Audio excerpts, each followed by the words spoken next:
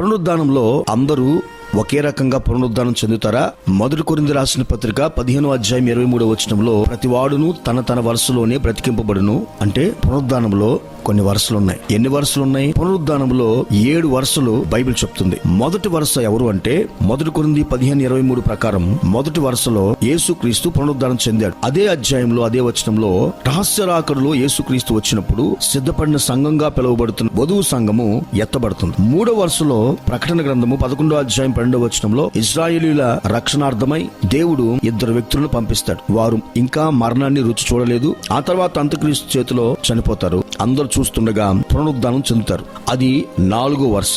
5వ వరుసలో లేపబడే వాళ్ళు ఎవరంటే పాత నిబంధన పరిశుద్ధులు, అలాగే సమల కాలంలో కాకుండా మిగతా కాలంలో చనిపోయిన హతసాక్షులు 5వ వరుసలో లేపబడతారు. ప్రకటన గ్రంథము 11వ అధ్యాయము 18-19 వచనాల ప్రకారం. తర్వాత 6వ వరుసలో లేపబడే వాళ్ళు ఎవరంటే రక్షణలో ఎదగకుండా కేవలం రక్షణ మాత్రమే పొందుకున్న వాళ్ళు 6వ వరుసలో లేపబడతారు. యోహాను సువార్త 5వ అధ్యాయం 28-29 వచనాల ప్రకారం. 7వ వరుసలో రక్షించబడని ప్రతి ఒక్కరు కూడా లేపబడతారు. వాళ్ళకెందుకు పునరుద్ధానం అంటే అగ్ని ఆరకుండా వీళ్ళు చనిపోకుండా నిత్యము మరణ యాత్ర పొందుతూ నిత్య శిక్షణ పొందటానికి వాళ్ళు పునరుద్ధానం చెందుతారు. అయితే మొదటి 5 వరుసలు 1000 సంవత్సరాల పరిపాలనకు ముందు జరుగుతుంది. చివరి 2 వరుసలు 1000 సంవత్సరాల తర్వాత జరుగుతాయి. మొదటి పునరుద్ధానంలో ఈ మొదటి 5 వరుసలు ఉంటాయి. యేసుక్రీస్తు ఈ భూలోకానికి వచ్చి దావీదు సింహాసనం మీద కూర్చుని ఆయన రాజ్యాన్ని 1000 సంవత్సరాలు ఈ భూమి మీద స్థాపిస్తారు. ఆ తర్వాత ఈ భూమి ఆకాశము అంతమైపోతాయి. 1 కొరింథీ 15లో సూర్యుని మహిమ వేరు, చంద్రుని మహిమ వేరు, నక్షత్రాల మహిమ వేరు. మహిమలో ఒక్కో నక్షత్రానికి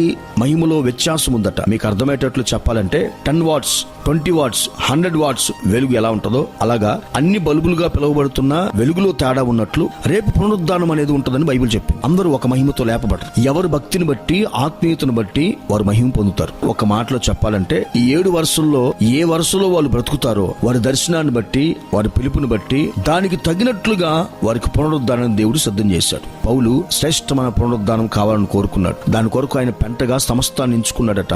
హెబ్రీయులకు రాసిన పత్రిక 11వ అధ్యాయం 35వ వచనంలో కొందరైతే మరి శ్రేష్టమైన పునరుద్ధానం పొందగోరి విడుదల పొందనొల్లక యాతన పెట్టబడ్డారు. మరికొందరు తిరస్కారాలని, కొడా దెబ్బల్ని, బంధకాలను, ఖైదును అనుభవించారు. రాళ్లతో కొట్టబడ్డారు, రంపాలతో కొయ్యబడ్డారు, శోధింపబడ్డారు. అటు వారికి ఈ లోకము యోగ్యమైనది కాదని రాశారు. ఎందుకు వాళ్ళు అలాగా హింసపడ్డారు ప్రభు కొరకు? ఎందుకు కొన్ని సమర్పణలు చేయాలి? ఎందుకు కొన్నిటిని పెంటగా మనం ఎంచుకోవాలి? కొన్ని ఎందుకు ప్రయోజనకరమైనవైనా సరే ఎందుకు మనం వద్దనుకోవాలంటే శ్రేష్టమైన పునరుద్ధానం పొందుకోవాలి. ఎలాంటి పునరుద్ధానం నీకు కావాలి? శ్రేష్టమైన పునరుద్ధానం కోరుకున్న వ్యక్తులుగా శ్రేష్టమైన భక్తి, ప్రభు కొరకు శ్రమపడే, ప్రభు కొరకు కొన్ని త్యాగాలు చేసి నష్టంగా ఎంచుకునే, అన్నిటినీ పెంటగా ఎంచుకునే భక్తి నువ్వు చేయుదువుగాక, నేను చేయుదునుగాక.